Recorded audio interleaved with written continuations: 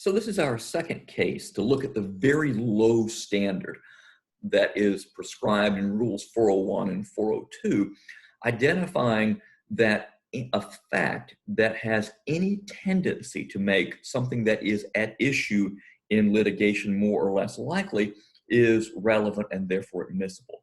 This is an extraordinarily low standard, and this Dominguez case is yet another example of that low standard. It may not be as low as the other one, but it gives you another sense of how low it is. So in Dominguez, Dominguez is a customs officer who is accused of the fatal shooting of a man. And after the shooting, Dominguez takes his gun to a gun shop and asks that the barrel be replaced with another barrel. Now, why does that matter for those of you who are not sort of an aficionado of all the CSI shows? When a bullet comes through a barrel, the barrel will leave marks on the gun that allow it to be traced back to a particular gun. So if you exchange the barrel of a gun for another barrel, if that gun is ever examined, then it wouldn't appear to be a match when in fact it could have been a match if it had gone through the original barrel. So the government wants to introduce the testimony of this gun shop owner that Dominguez had come in and asked that the barrel be replaced. Well, that sounds like really quite relevant evidence, at least under the government's theory that this shows that he's conscious of his guilt and is trying to basically hide his tracks.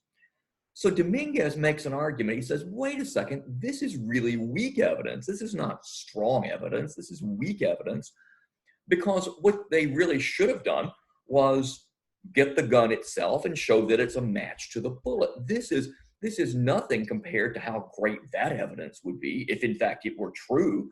And I think the implication that he's making is that it's not true, that it wouldn't have been a match. So who cares that I brought this gun in and tried to switch out the barrel? That the real evidence would be show me the match, show the match, and that this is some weak substitute for the fact that there would have been a match to the bullet.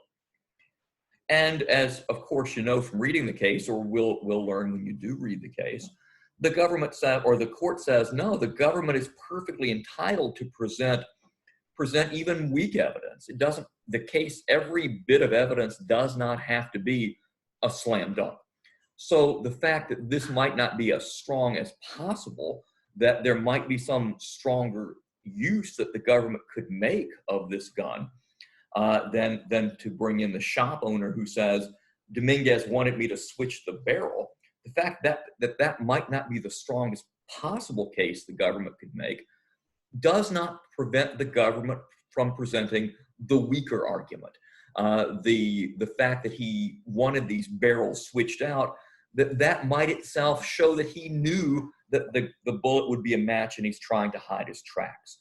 That's not as strong a case as showing the actual match, but it's perfectly legitimate. You can show the weaker case as well as the stronger case, whether or not you have the stronger case available to you. So again, this case, much like the Diggers case, shows you that there is a very, very low threshold for admissibility under the requirements of relevancy under Rules 401 and 402.